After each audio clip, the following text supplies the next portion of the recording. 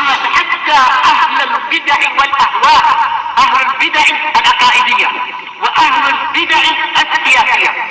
أنا أقول بيننا وبينكم السلف، بيننا وبينكم الكتب، كان أحد يقول البدع بيننا وبينكم الجنائز. Bismillahirrahmanirrahim. Qala Syekh Al-Bassam rahimahullah. Sekarang masuk hadis baru. Jayyid. Qala al-Imam Al-Hafidz Abdul Ghani Al-Maqdisi rahimahullah, al-hadisul khamis wal ishrun, hadis yang ke-25, wa an Ummi Qais binti Mihsan Al-Asadiyah. Beliau adalah wanita yang sangat mulia dan beliau adalah saudari siapa? Uqasyah bin Mihsan, yang dijamin oleh Rasulullah apa itu? Termasuk dari 70.000 orang yang masuk surga tanpa hisab dan tanpa azab. Ini saudarinya. Annaha atat bi ibnin laha shaghir, bahwasanya beliau datang kepada Rasulullah sallallahu alaihi wasallam membawa apa? Membawa anaknya yang masih kecil, lam yakulit ta'am, yang belum memakan makanan.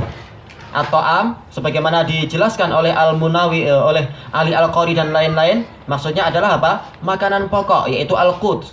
Makanan pokok, bukan semata-mata makanan. Jelas anak ini adalah apa? Sudah minum susu ibunya dan sebagainya. Tapi yang dimaksud ta'am di sini adalah al-qut, makanan pokok. Ila Rasulillah sallallahu alaihi wasallam, fa ajlasahu Rasulullah sallallahu alaihi wasallam fi hijri. Kemudian Rasulullah SAW mendudukkan anak ini di atas pangkuan beliau. Ini menunjukkan apa? Ketawaduan beliau.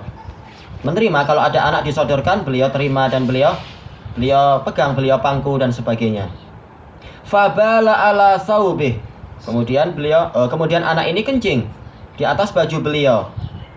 Fada'a bima'in. Kemudian Rasulullah memerintahkan untuk didatangkan air. Menunjukkan apa? Kesabaran Rasulullah SAW, tidak marah dengan kencing anak tadi. Fanadhahu ala saubihi. Kemudian Rasulullah memercikkan air ke atas baju beliau, walam yaghsilhu, dan beliau tidak mencucinya. Itu menunjukkan bahwasanya nadhaha di sini beda dengan ghusl. Kalau ghusl mencuci. Ghusl mencuci.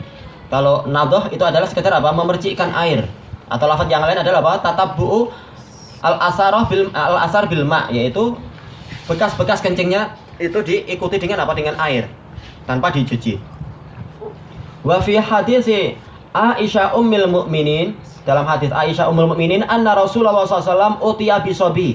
Rasulullah SAW didatangi dengan seorang bayi. Fabala ala saubih, kemudian bayi itu kencing di atas baju beliau. Fada'a bima, kemudian beliau meminta didatangkan air. Fa'atba'ahu iyah, kemudian beliau mengikuti jejak kencing tadi dengan air tadi. Wali Muslim fa'atba'ahu baulahu, Rasulullah mengikuti kencing tadi dengan air tadi. Walam yaghsilhu, dan beliau tidak mencucinya. Al-maknal ijmali, kana sahabatu radhiyallahu anhum ya'tuna an-nabiyya sallallahu alaihi wasallam bi atfalihim. Para sahabat itu biasa mendatangi Rasulullah SAW dengan bayi-bayi mereka. Liyanalu min barakatih, untuk apa? Agar mereka mendapatkan sebagian dari barokah beliau. Wa barakati du'aihi lahum, dan barokah doa beliau untuk mereka. Makanya seperti apa? Seperti si Handolah bin Hudaim. Beliau sampai apa? Dipegang kepalanya oleh Rasulullah dan didoakan keberkahan. Ternyata setelah beliau besar, setiap kali ada orang yang sakit atau onta yang sakit dan sebagainya sedang bengkak-bengkak, maka langsung apa? Beliau meludahi tangan beliau sendiri agar ada airnya, kemudian diletakkan ke tempat kepala beliau yang pernah dipegang oleh Rasulullah SAW. Kemudian beliau mengatakan apa? Dengan keberkahan tempat yang telah dipegang oleh tangan Rasulullah, kemudian diletakkan kepada anak yang sakit atau onta yang sedang sakit dan sebagainya, langsung sembuh. Itu keberkahan. Berkah dari apa? Dari tangan Rasulullah SAW. Baik. Dan kisah itu ada di Sahihul Musnad.